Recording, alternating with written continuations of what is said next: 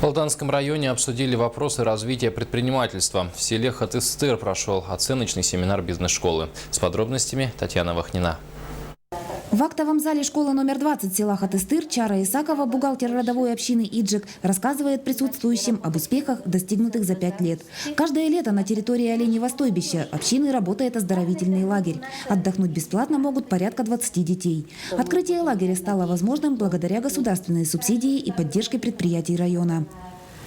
Детей обучаем, как говорится, быту нашему, да, что как нужно вести себя, как нужно огонь разжигать, как за оленями ухаживать, также как готовить, как шкуру выделывать. Вот они каждый год берут такое обучение. В 2010-м в Белецком наследии была организована бизнес-школа, целью которой стала активизация потенциала жителей к образованию собственных предприятий. Спустя 5 лет на оценочном семинаре по развитию сельских территорий хатыстырцы рассказали о том, как реализовывали свои идеи. Экспертами семинара стали координаторы, прибывшие из Республики Коми. Ученые специализируются на изучении процессов развития северных сел и деревень.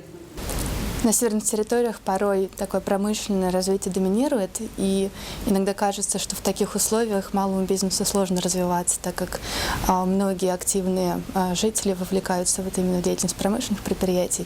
Но в то же дело, есть большие города, есть населенные пункты, есть уникальные поселения, где проживают коренные малочисленные народы, которые требуют развития различных услуг. Оценочный семинар прошел в рамках международного российско-норвежского проекта по продвижению социально-экономического развития в сельской местности Якутии.